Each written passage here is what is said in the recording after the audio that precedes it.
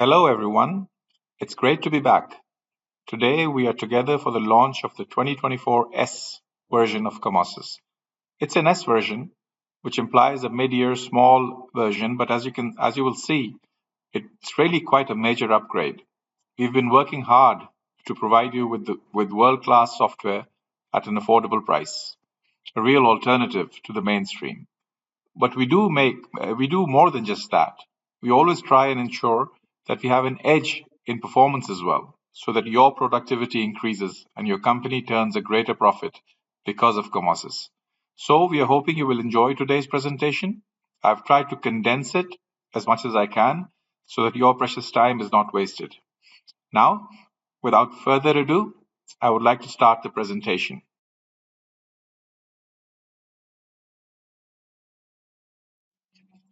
So let's begin with frame handles. So we've added some frame handles, and which has made modeling a lot more convenient. So when you select a frame, previously there used to be an issue about recognizing where the start and what the end was. Now we have these handles, and if you see inside the square, there's a yellow dot, and the yellow refers to the start point. And if you come to the top, you will see that the same dot is pinkish over there. So the yellow is the start, and the pink one is the end. That's the first thing. The second thing is that we've added handles, like I said, and the handle I want to talk about is the first handle, the three handles over here: the arrow handle, the tail handle, and the pink dot in the middle. So the arrow handle, the tail handle, and the pink dot in the middle. What the arrow handle does is, if you select that and you give it a number, let's say you move it, it's going to extend the frame in the original direction by an amount, whatever you do, and this is going to actually physically move the element to that point. So the node also moves to that point. The second option is the tail option, and in the tail option, you get to actually choose the exact coordinates. So you could say minus 500. So it will not maintain the original direction. And let's say you want to do 150 y. When you press move, it's going to physically move to that point. But now, previously, you could only move in the original direction, but now you can move in any direction. Third one, which is for basically adjusting without ruining the working point, is that you select the pink dot in the middle. When you do that, what you can do is, for example, say minus 150 in the y direction. I'm going to bring the working point to the middle of the beam. I'm going to do that for this one, and I'm going to select the pink one over there and move that as well. If you notice, both of them are still there. The node is still there, but inside these numbers have been modified so that the working point comes to the middle of the beam. So the third handle basically allows you to do what adjusting them would have done. So that's a very useful way of working now. We have some improvements in the existing macros as well. So this is a moment resisting connection called the extended end plate connection. You're familiar with it. It used to work with 4 tension bolts, these pre-tension bolts around the flanges, but in some cases 4 bolts might not be enough. So we were requested to add these options of 8 bolts. So we have this 8 bolt option now, in which you have 8 bolts around the flanges, or you can have them in a vertical configuration, in which you have basically a vertical configuration like that with the stiffener. And this allows you to have more control and the ability to handle larger profiles as well. There are some new precast macros as well, precast concrete macros as well, which I want to showcase to you. The first one being the corbel connection, in which a concrete column and a concrete beam are connected like this, where you create a corbel and you create the reinforcing bars, you create these cutouts, etc. There's a plate. If I were to hide this, for example, there's a resting pad over there. You've got all the parameters to work with. The reinforcing bars, the additional parts over there, the corbel itself. So it's called the corbel connection properties. You have different configurations over here, for example, the 90-degree configuration, the 135-degree configuration, some other configurations over here as well. Very useful, very quick, very easy to use. The next macro is the ledge beam reinforcement macro, which you see on the screen. You have complete control over the strands. You can create multiple number of strands. You can give them exact XY coordinates, their count, etc. The longitudinal rebars, the stem stirrups, the ledge rebars, composite hangers, the end rebars, details, etc. So complete control. If I were to turn on the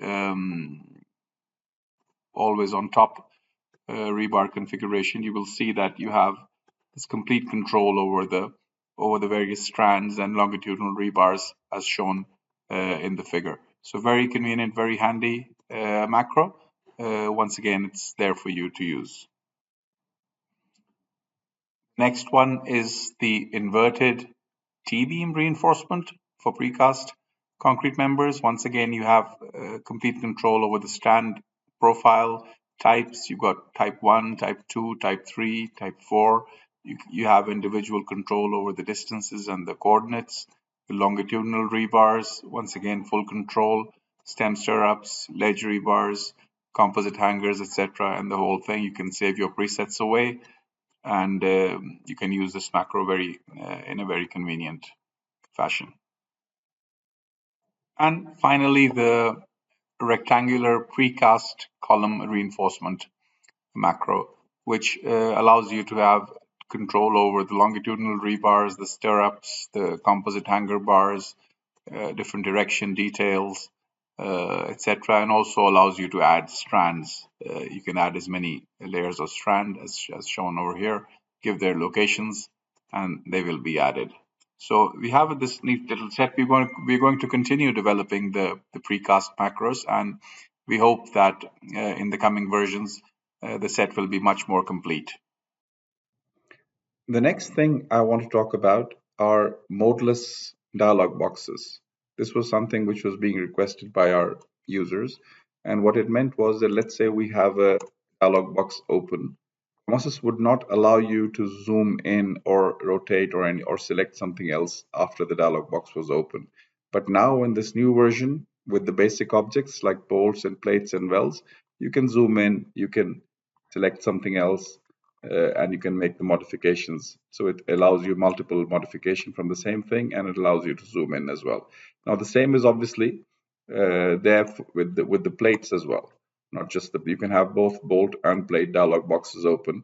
You can zoom in at the background. You can keep selecting. So this is something which we've added to the basic objects. Like I said, you can even go to your profiles. So all of them can be open at the same time, and you can work with the objects. But it's not only that. We have modified it in such a way that all the steel macros now have these modulus dialog boxes. So for example, if I were to open this stiffened end plate one, you can see I can still zoom in. I can go and, for example, select this one, press M, enter, and I can even open the haunch at the same time, and I can still work with the background.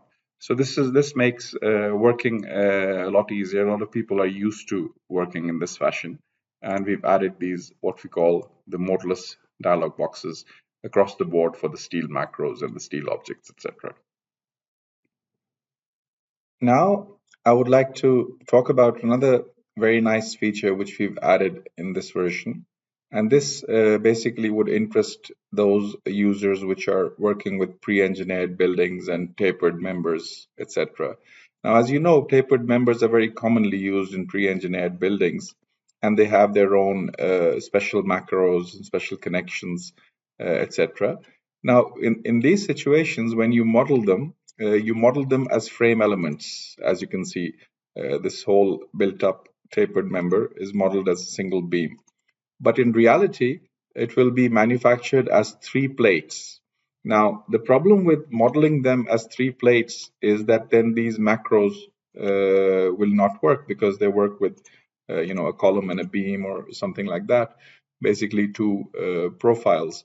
So it's much easier to work with profiles. But when you finish the modeling, you have a problem that you want to get the drawings in the form of three plates rather than a single profile. So for instance, if I select this tapered beam over here and say show only, you can see that in the form of 3 plates, there would be this bottom flange plate, the web plate, and the top plate. But right now it's modeled as a single element.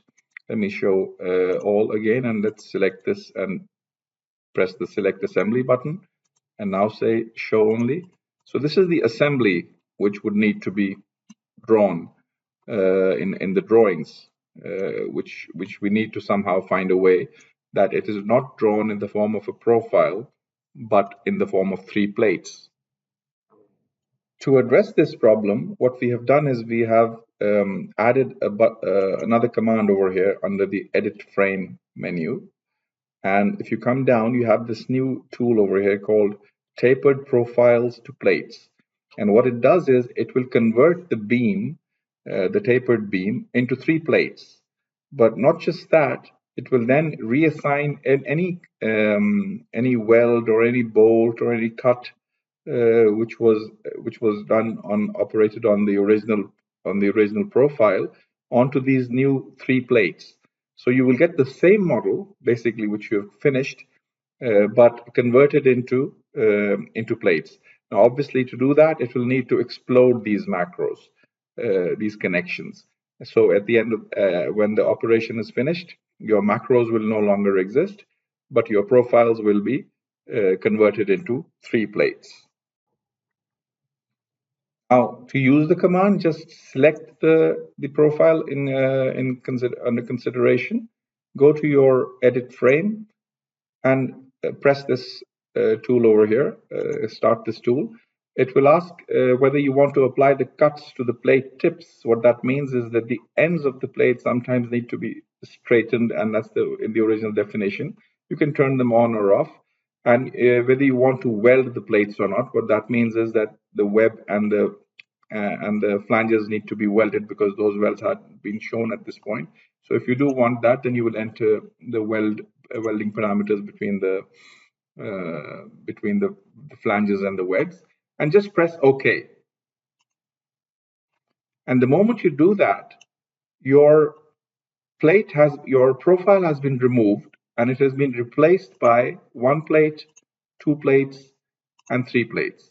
And all the existing connections have been reassigned, rather they've been exploded, and the parts created by those connections have been reassigned. The welds have been reassigned to these new parts.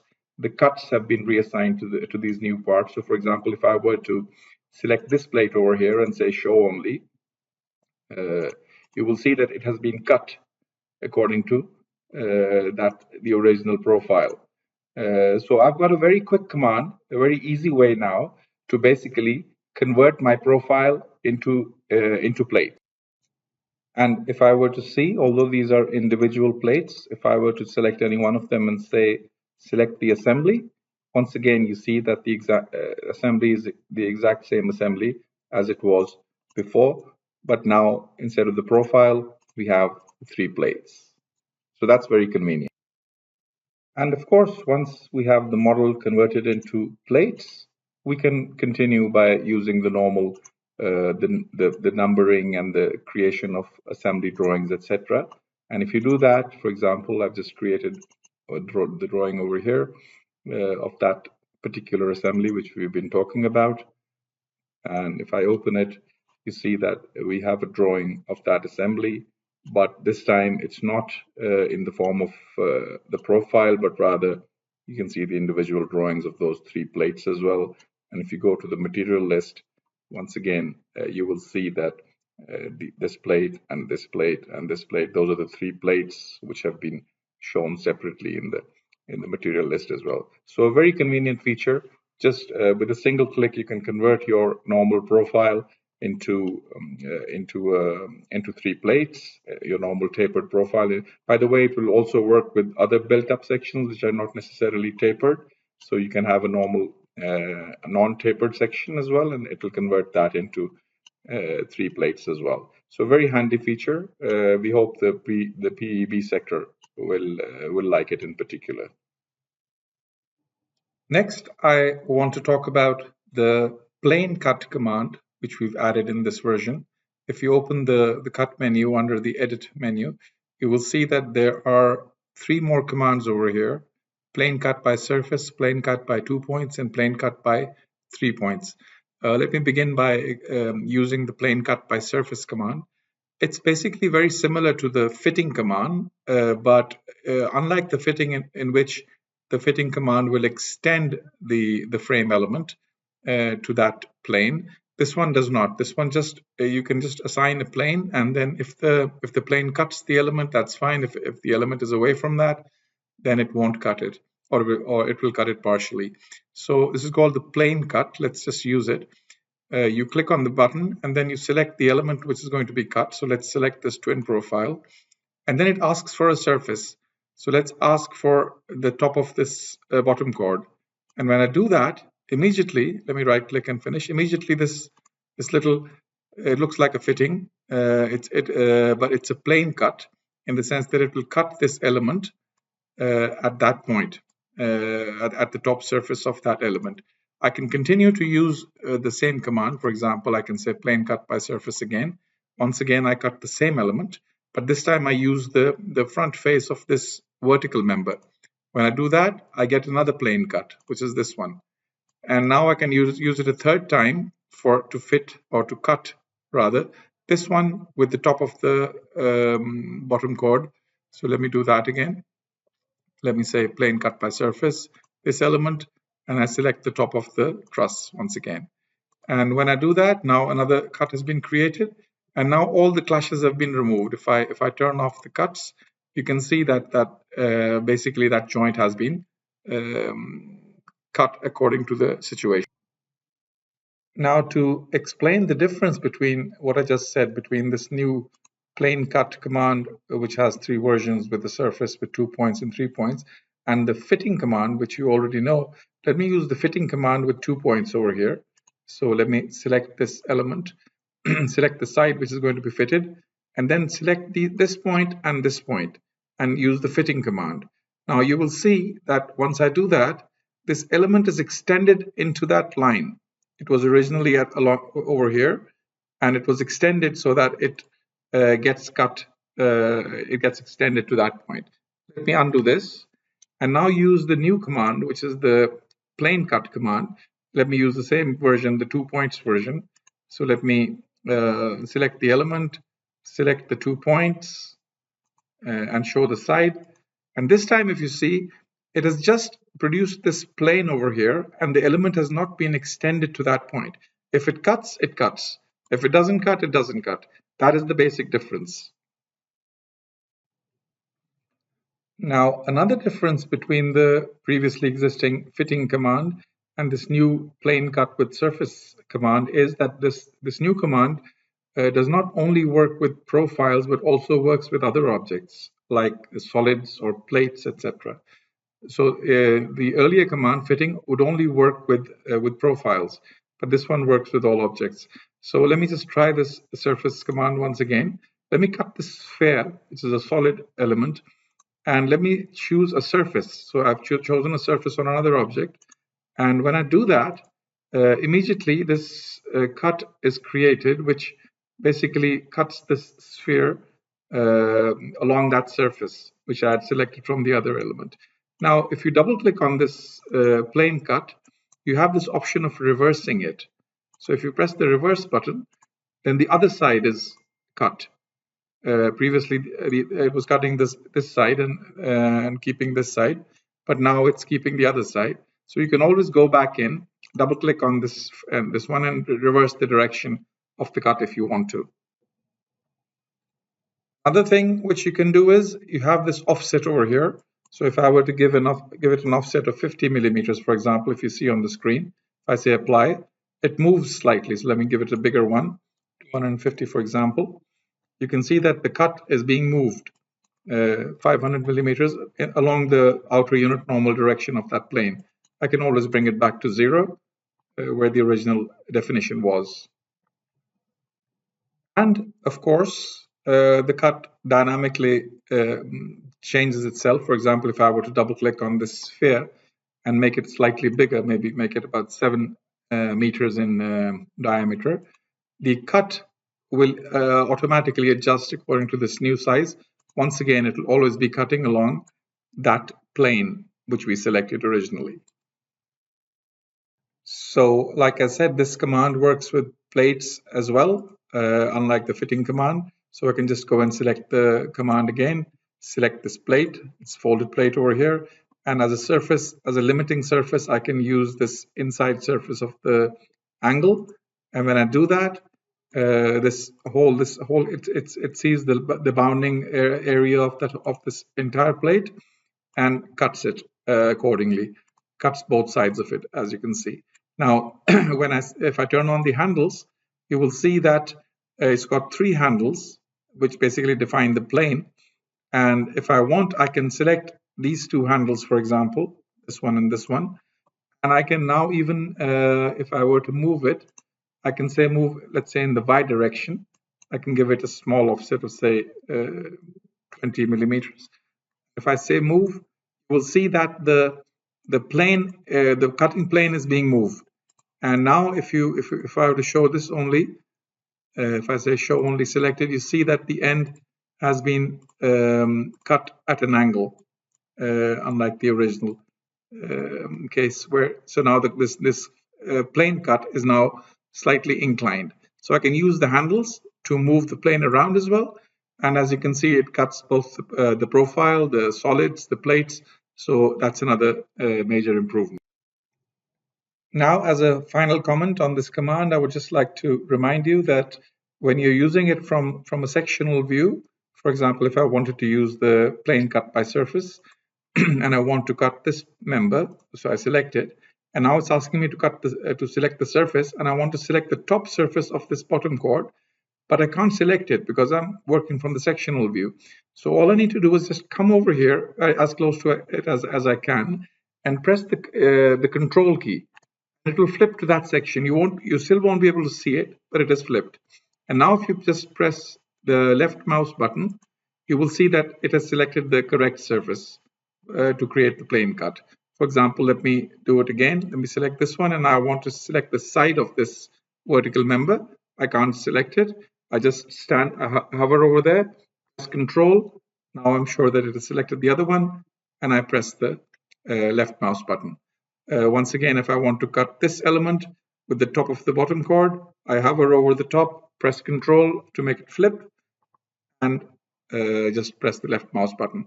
As you can see, those 3 plane cuts have been created very easily from the sectional view. Now let's move on. Once again, there's a little more to say about the cuts. You're already familiar with the polygon cut, but we've completely rewritten it in this version. And now you have several other options which weren't available previously. So if I were to use the polygon cut command, you know how to use it. You just select the element, and then you select a few points to define the polygon. So let me start from there, then say dx 150.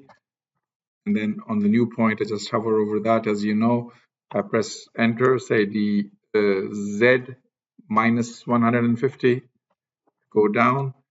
I hover over this one now. I say dx minus 150, and then I can just go back, close it. Now, when I do that, you're familiar with this polygon cut, so nothing new over here. But when I select it, you can see that now we have these handles available, which weren't previously available. The first thing I want to show you is if I double click on this, you can change the depth, the default depth. So it's created with a default depth of 1000. You can make it 175, for example. And the depth can be modified. I can even make it smaller.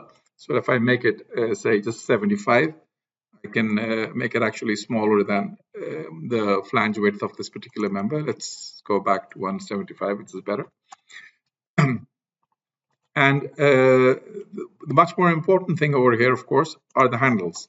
And the handles can now, so I can select this edge, for example, and I can press this button and give it an offset of 50, for example.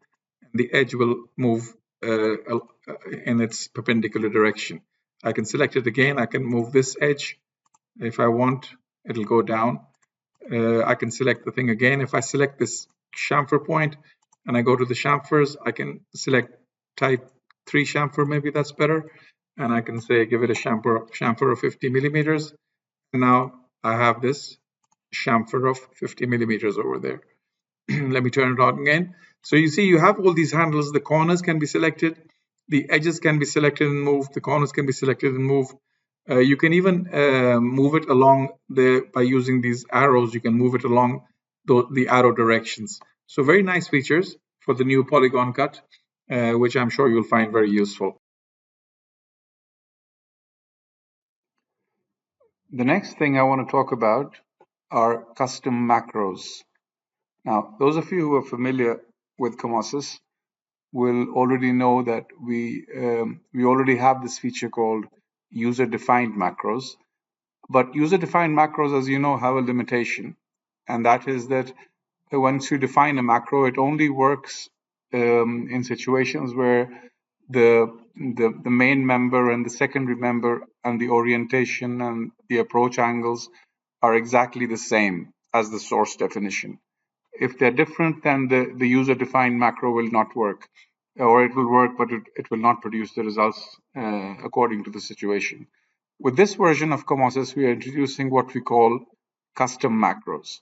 And with these, you will get a new ability where you will be able to define your own macros, and not only define them in a dead way, but you will be able to give them intelligence, which means that they will adapt whenever the main and the secondary profiles or their orientations or their approach angles change. Now, the first step is to use the custom macro wizard, which gives you several options, like you can create a connection or a detail or an end detail, like a base plate, for example, or a seam, or even a custom part, which is standing alone in space.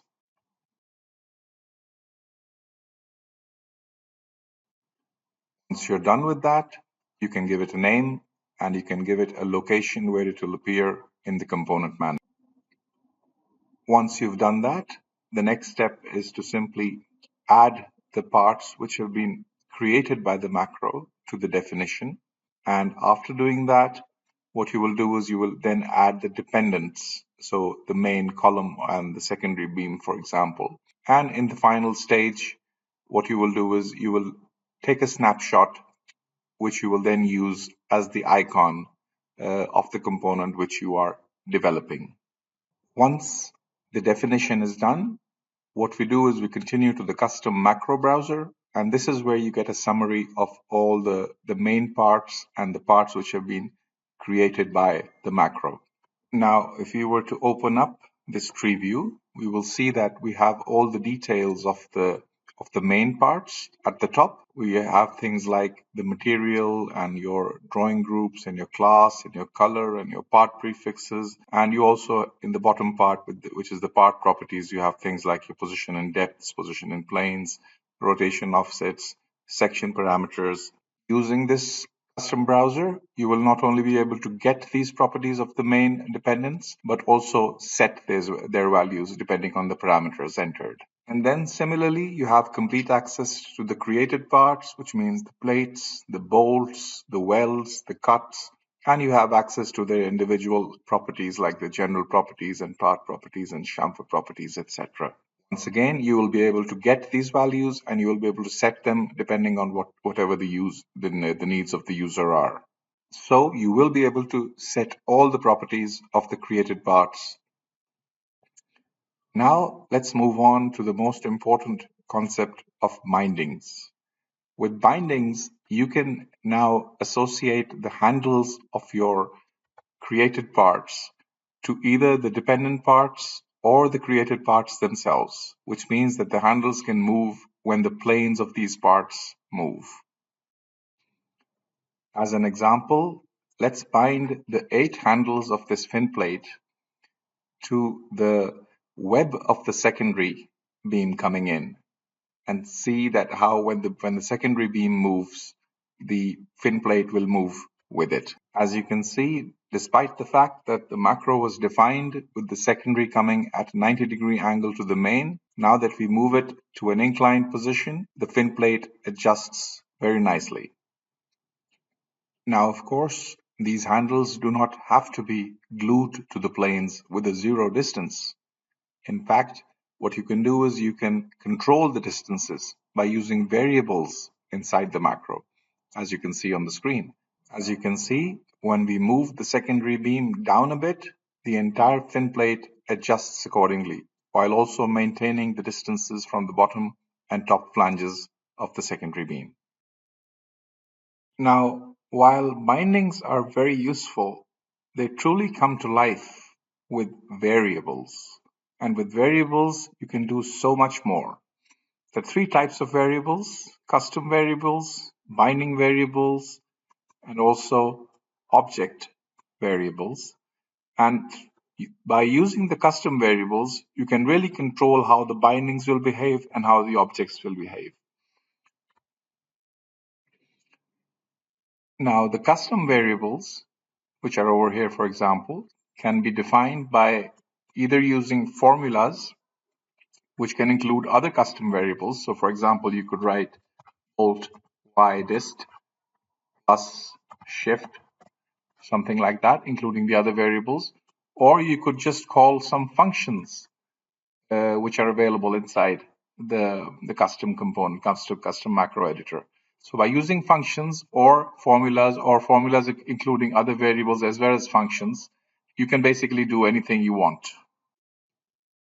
So if you're wondering what kind of things can be done with this new capability, here is a base plate with many plates in it, and with using the custom variables, we can access the properties of these plates, move them around, give offsets, as you can see on the screen. Very conveniently, we can make a very useful macro out of it within an hour or two. The bindings have been created, the object variables are accessible through the form, and everything moves together with the dependence. Perhaps you're interested in a much more difficult example. Once again, the bindings are extremely easy, and also adding the custom variables. And these custom variables then allow us to change the plate thicknesses, the interbolt distances, the edge distances, other edge variables. And if you want, we can change the size of the column or relocate the beam to a skewed position. Once again, everything works. Now, let's try an angle pleat connection. But instead of using angles, let's use folded plates, because with folded plates, we don't have the connection available in the standard library. Once again, as you can see, you can move, you can enter the parameters, the bolts, the edge distances, everything changes beautifully. And if you move the end point of the beam, once again, the skewed connection is also made in front of you. Now let's do an example in which the number of created elements actually changes according to the lengths. So let's change the width of the lower landing, the upper landing, the length of the stair, the height of the stair, and then the width of the staircase. And you can see everything is adjusting perfectly. Now let's do an example about getting data from text files. So this is a very simple example in which there's a column and there's some threads coming out of it. And you can change the main column profile. For example, you can choose a different one, press apply, and it's going to be a different profile. But the point over here is this ladder name, which depends on a file. So there are three types of ladders inside it. Now, if we go to the text file, you see it uses a text file called ladder types. And if I open that file, it's got three ladders inside, and the column height and the number of threads is given over there. So using this file, if I just choose the type of ladder to be 1, and I say apply, a different ladder is created with a height of 5 meters and 5 threads. If I choose ladder 2, I can increase the height and put more threads on that. So a very simple example just gives you an idea that you can use data read from files directly through these macros. And as you might have noticed, the dialog box for these custom macros is completely customizable as well. You can access it from the custom macro browser just by pressing the form editor. And when you do that, the complete editor for the dialog box appears in front of you. And here you have access to adding new tabs, deleting new tabs, adding weld variables, bolt variables. For example, this bolt tab, this entire set of bolt parameters can be added by just pressing a button. Similarly, for the plate tabs, automatically you can get these variables assigned, or you can do them manually as well. You can add pictures, color boxes, basically anything you want, edit boxes, labels, completely customizable, very easy to use. Just save it away and it'll give you a very nice dialog box to play with. Just imagine the power this gives you. A particular unique connection is not available off the shelf. Just create it in a matter of hours.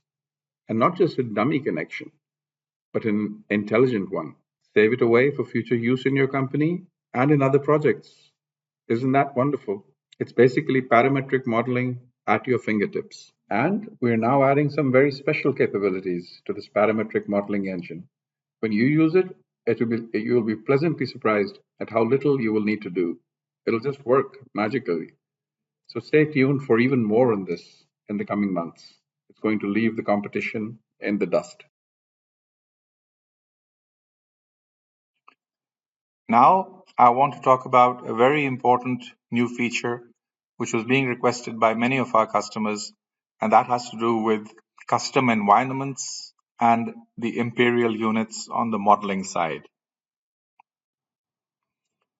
So let's begin by imperial units. So if you remember, on the bottom right-hand side of COMOSYS, there is the units menu over here, units option over here. And previously, we had millimeters, centimeters, meters, kilometers, inches, and feet. We also had these, which are imperial units, but these were in decimal format. So, for example, you could not say 5/8 of an inch. You would need to divide 5 by 8 and put that number in decimal format to give you the exact value. So we are still retaining those two, pure inch input in decimal format, pure feet input in decimal format. But then we have another unit. This is a special unit over here called feet inches. And this one allows us to enter whatever distances which need to be entered in the fractional foot inch format. So let's see what that means. So currently I have my units in millimeters. If I double click on the grid, you see it's 4 times 6,000, 4 times 6,000. That's the default. But if I go into this units and convert it into the feet inches, this format. Now this is the fractional format. If I do that, and now I double click on the grid, those 6,000 millimeters are now converted into feet and inches. So it says 0, 4 into 19 feet, 8 underscore 7 over 32 of an inch. Now we have the underscore over here. Normally you won't be required to do this, but this is only required in places where you can have multiple inputs separated by spaces. So in those cases, you have to fill the space with an underscore. So for example, if I were to say 4 into 22 feet, let's say that. Now in the x direction, I've got 22 feet going like that. For example, if I were to measure the distance from here to here, it says 22 feet. At the top, it says 264 inches, 0 inches in the y direction, 0 inches in the z direction. Now, whenever you do that, you'll get an answer like that. Let's change the y direction as well. So 4 into, say, 16 feet, for example. If I press OK, I change my y direction. If I double click again, if I say 22 feet, and then I say 6 inches. 22 feet, 6 inches. If I do that, it's slightly increased. So it's 22 and a half feet right now. If I wanted to say 6/3 over 8 of an inch, in that case, I would put the underscore sign and say 3 divided by 8 of an inch. That would move it slightly more. So this is a convenient way of inputting your distances in the feet inch format. Now, in principle, this feet inch format, because it's a fractional format, it's kind of limited in its accuracy to 1 over 32 of an inch, which is less than a millimeter, so it should be fine. But let's say you wanted to have a much more exact grid distance, so which is an exactness which is more than 1 over 32 of an inch. In that case, what you would need to do is not use this one, but actually go to the actual inch system, for example. And when you go to that one, then the numbers are converted into decimal. As you can see, it says 4 into 270.375 inches. The moment you go into the inch system, it'll be you lose the fractional input method, but now you can actually go and say 37557 inches if you wanted to. Now that will obviously change it to that exact value. But if you go back to, and I mean, not for the grid, but if you, when you're using other commands like copy and move, you need to understand this point, that if you need an exact thing, which is like exact to the 10th decimal place or something, it's better to go into inches and feet. But if you want to use the fractional one, then you use that one. Now let's do an example with a frame, for example. Let's put a column over here. If I double click on that, I'm in the feet inch system at the moment. It's brought the numbers in the feet inch fractional system. Let's say I want to make it 20 feet. Immediately the column is raised to the 20 feet level. If I want to say 20 feet and 6 inches, I can do that as well. Rises up a bit more. Let's do a beam example. For example, put a beam over here, and its position and depth is behind. It's behind 0. If I give it an offset of 6 inches, it's going to move 6 inches behind. So these numbers will work in the fractional system, but these offsets over here, we have forced them to work only in the decimal system, and the reason for that is because these usually need to be very accurate. So it doesn't make sense to enter these numbers in the fractional 1 over 32 or 3 over 8 or whatever. It's better to leave them. So whenever you're entering these numbers, it's going to directly go, even if you don't change it from here, it's going to directly go to the decimal system for these offsets. So for example, if I were to enter a number over here, I know it's automatically going to be in the decimal system. So if I say 12.37654, it's going to take 12.37654 inches as that number. And if I do that, the offset is extended to the exact amount which I want. So over here, I don't even need to say the quotation. I just need to enter a number like I'm entering in the normal decimal format. It will always be in the base units, which is inches. Similarly, with the plates, I can enter if I have my feet inch units installed, I can enter my thickness as in the fractional format. So 5/8 of an inch, it's going to become 5/8 of an inch like that.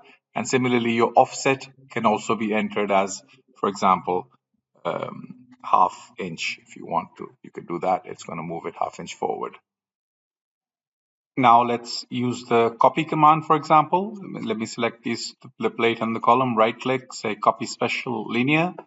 And as you can see, because I'm in the feet inch system, it's bringing me some numbers over there. I can say go 6 feet, say 5/8 of an inch.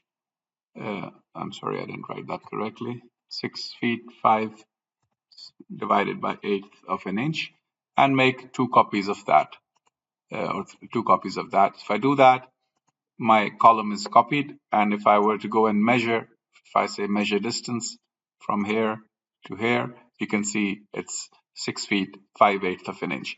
Now, if I had a more exact copy, which I needed, I could go to my inch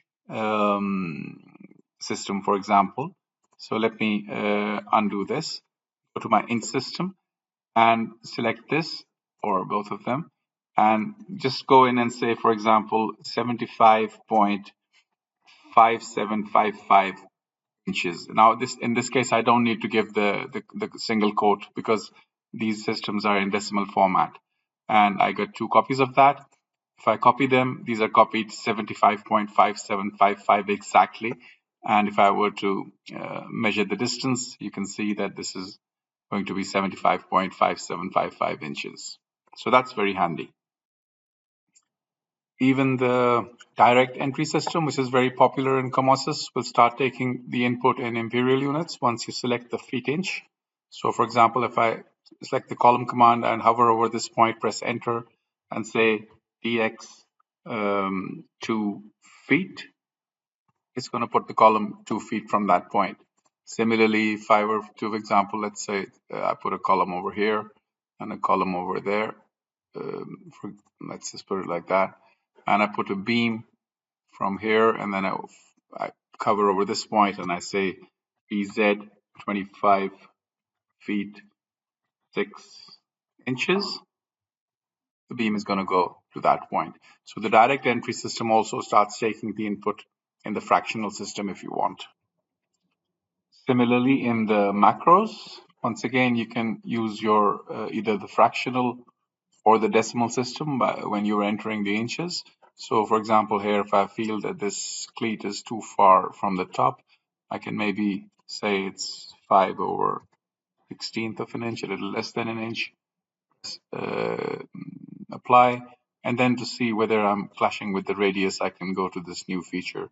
I can say draw the exact shape, and I can see that I'm okay over there.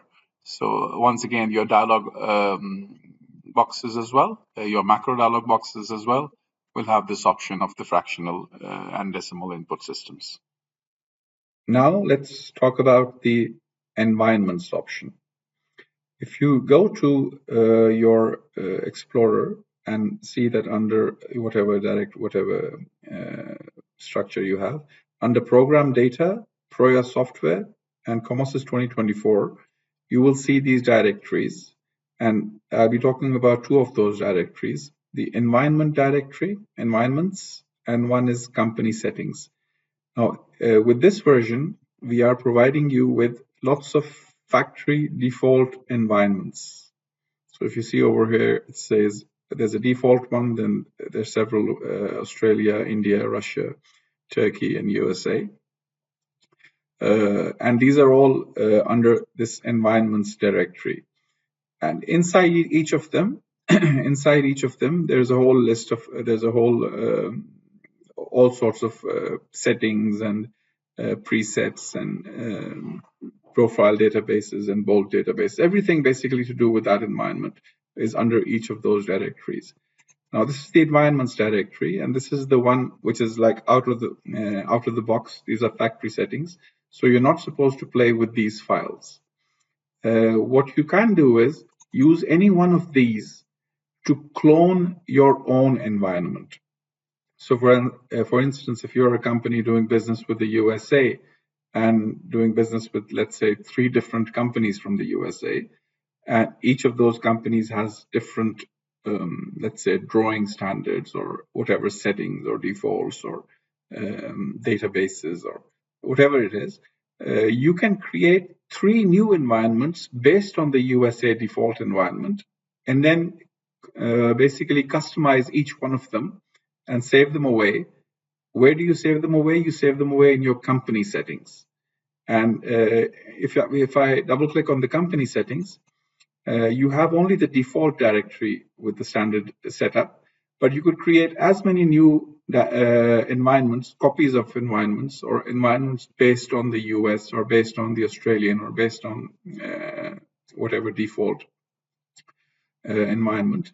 And you can keep adding those, you can clone those environments over here. So this is a very handy way of building up your own environments. Now, while the name of this directory is hard-coded as environments, the name of this particular directory, company settings, will depend on your local ini files. So just check your COMOSYS ini file over here. If I double-click on that, you will see that over here you have the company settings directory, and over here you give the name of the folder. So whatever name you have over here, that will be the name of this folder. So now let's delve a bit deeper. Like I said, each of these directories have the environment information inside them. So let's double click on any one of them. There's one folder inside called catalogs, and this folder will have the profile catalog as well as the bolts catalog. So whatever you're modifying or customizing, it will be saved under these 2 files over here. These are the primary databases. If I come up, the next one is preferences.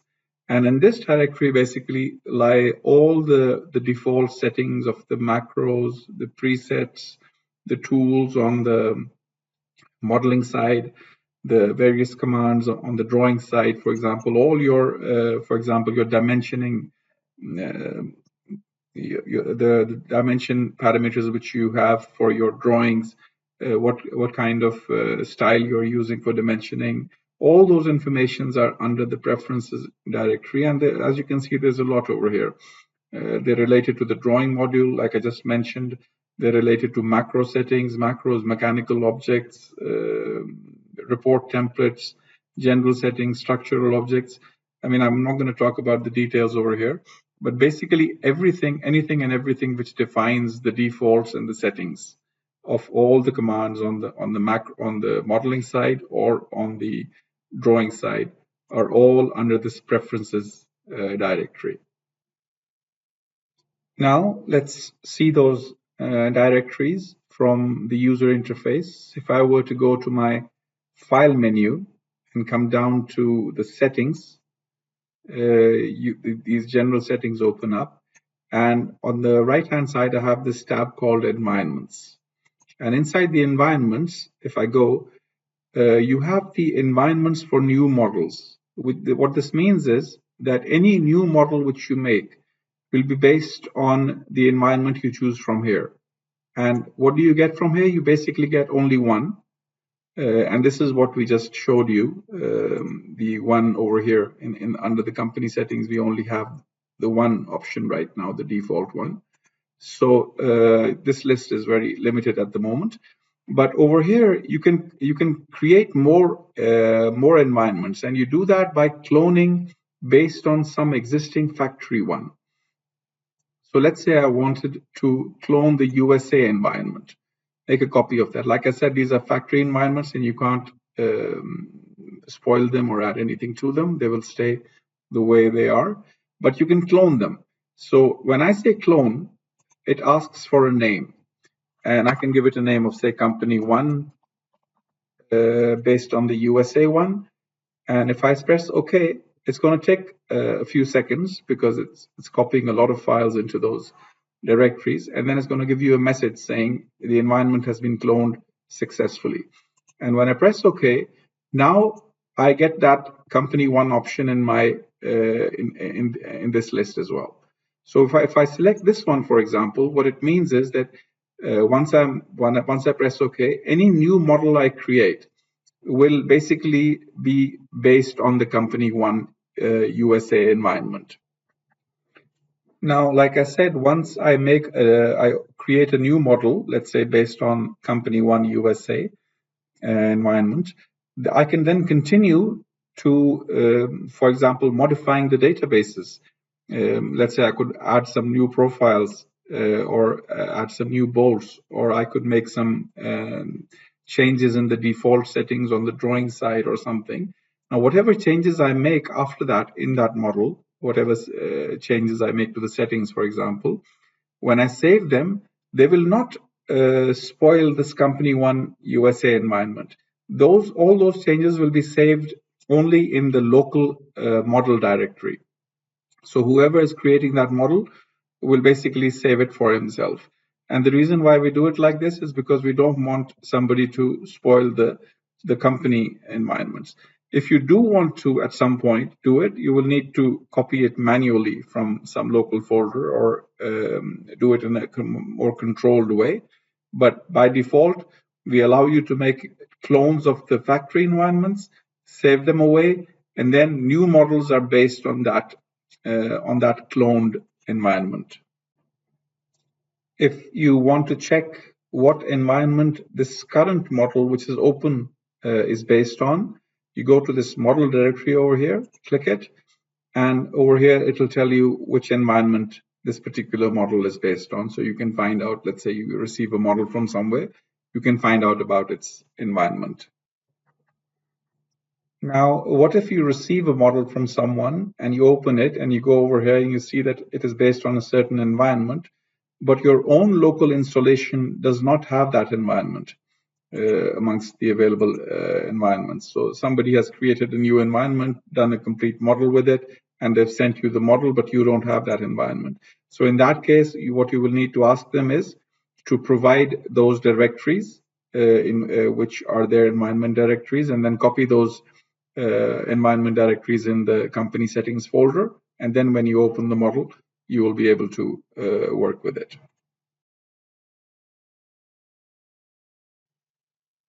Let's start with a few words about IFC, the industry foundation classes. So in this version of COMOSYS, we have added, if I double click on this plate, for example, an IFC tab to all the objects. And in this tab, you find this new ability of defining your IFC entity type. So it could be IFC beam or a column or a wall or a curtain wall or a slab or a stair or a ramp, plate, footing, etc. You've got several options. And this allows for better organization on the viewer side once you export, and whoever receives it can organize the data better. So just assign the relevant entity types and IFC will be exported accordingly. Similarly, you can give it a building name. So this also allows the other side to organize the information better. And you can give each part a story name as well. And that will, of course, once again define the various stories on the viewer side. Another thing which was needed was that if you go to the project settings over here, we now have the ability to define base points. This is also for the IFC export feature, which means that normally when you have a large plant or a large facility, you've got many buildings in the same facility. And usually the modeler will model them at the global 0,0,0 XYZ coordinates. But the actual building, as far as the site coordinates are concerned, is somewhere else, and it probably has a rotation angle as well. So this definition of base points allows you to define the origins and the rotations and the east and north and elevation, these coordinates for your building. And although you will model it locally at the 0,0 level, but it will go to this shifted and rotated position in the viewer. And you can create as many base points as you want. It comes with the default base point, obviously at 0, but then you can add base points. And when you do that, these base points will appear in the IFC export dialog box. So this, for example, is the IFC export dialog box. If you see you select a file name and do your settings, etc. But then you have this option of base points, and you can choose any one of the base points you have just defined in the other from the other place. And once you do that and you press export, your elements will be exported to the correct base point. The next thing I want to talk about is the new feature in which we allow the export of the COMOSYS model to the IDEA Statica connection design software. Now, as you know, COMOSYS already has design capabilities in with certain macros. But in order to generalize it, in order to make it available for any kind of a connection, what we have done is we have created this export to the commonly used software, IDEA Statica. And to do that, we start off by going to the File menu, and under the Import Export tab, and under the Export option, if you go right at the bottom, we see the Launch IDEA Statica checkbot. And when we click on that, immediately this checkbot is launched. Now, once the checkbot has been launched, you can choose your design code and your project type over here.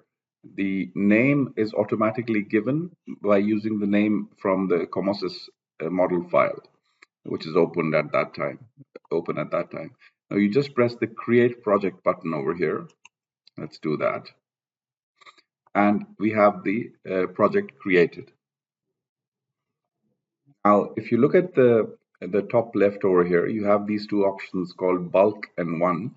And the meaning is that one basically means it's a kind of a detail, which means things like base plates, for example, when there is only one primary main member, and the rest is just part of the connection. Or a bulk would be in it's a classical connection with at least two or more incoming profiles, and the rest is the plates and the bowls. So let's press the bulk button over here.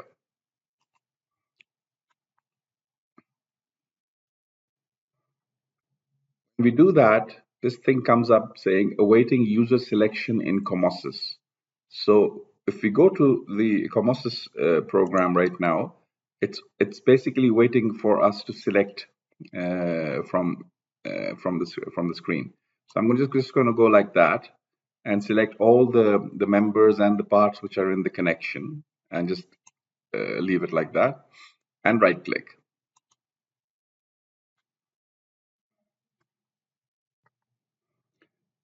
Now, when I do that in the checkbot, the initial connection is created. It's given a name over here, and you can keep importing more connections into the checkbot from the same model. But at the moment, we've just imported one of them. And if I were to press this C204, which is the name given to this connection, it will take me to that connection. So I have the C204 connection over here. If I press open, it will open the IDEA Statica software and take us there. Once you're here, it will give you certain warnings, which you can see. So maybe you need to go back and modify certain things. But over here, it allows you also to move your connection around and see it. And once you're happy with the connection, if you're happy with the final configuration, you can go ahead and use IDEA Statica as you would normally do. Now, the reason it was giving me these clashes and warnings was because I had forgot. If you see, this beam is penetrating into the column. And the reason why that happened is because if I go back to COMOSYS, when I was selecting these members like that, I had forgotten to turn on the cuts. And the cuts need to be selected as well. So don't forget that. You need to select all the members in the connection for the export to work properly. But if you do that, you will not have any such issues, and you will get your connection, which you can then continue working with. Now, the next time you launch the checkbot, let's say after a couple of days and you have another connection or some other time, it won't ask you for the project details because the project has already been created. You have one connection inside it. Let's say you want to add another connection to this project. You will once again choose one of these, bulk or one. Let's choose one this time. And it says awaiting user selection from COMOSYS. So we move to the COMOSYS side. Let's say we have this base plate to analyze. We just make the selection. Just make sure you can select easily at this point and right click. And when you do that, it will take you back to your checkbot. Once inside the checkbot, you will see that you now have two connections in the checkbot. This was the one you created earlier. This is the new one. And you've got them both listed over here. Just once you select the one you want, you can press open, and it will open the IDEA Statica software for you. This time, as you can see, there are no warnings because we imported everything correctly. You've got all your plates, your wells, your column. So the base plate is ready for you to now start working with. So this is a very nice new feature. Let's say you create your own custom connection. It's very complicated and you want to analyze it. Just create the connection. It can be as complicated as this or even more. And just export it to IDEA Statica and get your results from there. So very, very useful. We hope you will use it a lot. Next, let's talk about Grasshopper. And in this version of COMOSYS, we've added several new features to the Grasshopper integration which we have. Over here on the left-hand side, first of all, you see this menu, the COMOSYS menu inside Grasshopper. And once you click that, you have these options. And over here, you have all the different types of structs which we use which I've listed over here. So things like your weld line struct, things like your out. This is related to the welding struct, the numbering struct, for example, your part prefixes, your numbering prefixes. This is the rotation angle of the profiles you will create, the coordinate system struct over here, the drawing related variables, things like exclude from dimensioning, do not annotate, and form work group. These are very important variables which you might want to integrate. Your position and depths and your position and plane variables, your rotation variables, similarly your end offsets, all these basic structs which are used inside COMOSYS. And as far as the objects go, we've added several more. Previously, we had only integration with profiles and plates primarily, but now the generic solids, extrusion generic solids, the general generic solids, which can be basically any shape, and also your rebars and grids have been integrated. So you have a lot of control now, and you can basically create almost any kind of shape which you want. So as a very simple example here, I've just made an outer polygon curve. I've made some inner polygon holes, and there's a path of extrusion. So this is the path of extrusion. This is the outer polygon. This one is the inner holes. I've plugged them all into this one over here, which is the generic solid with extrusion. This one over here. I've just plugged these in, basically the coordinate system, the path, the outer polygon, and the holes. And if I just go back and I have a live link with my model. If I press bake and go to COMOSYS, which should be open at this point, my extruded, very rough bridge section is created, as you can see on the screen.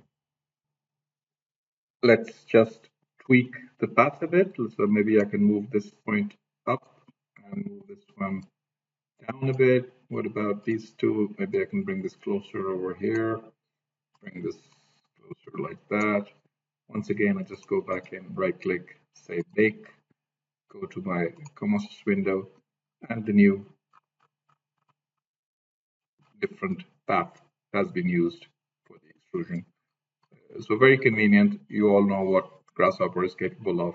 Now you can use all those capabilities to set up your very complicated roofs, bridges, facades, or anything with a difficult geometry. Well, that's all for today, folks. I hope you liked what you saw. The version I presented today will be available for our customers from the 10th of November. The trial downloads will also start at that date. And as soon as that's done, we'll start on the next version. With COMOSYS, you will not see stagnation. Every release, major or minor, will be fun-filled. We like to keep our customers happy and try as much as we can to respond to their demands. Much more than our competitors, we are told. So stay tuned for even more. Now that the launch is over, we'll be returning to our training webinars. Do join us in those as well. They're a great opportunity to learn the program firsthand from us. It's basically free training for your people.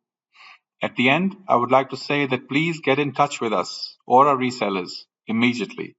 Some attractive price offers won't be lasting too long, and it's the right time to take the big step. See you all soon.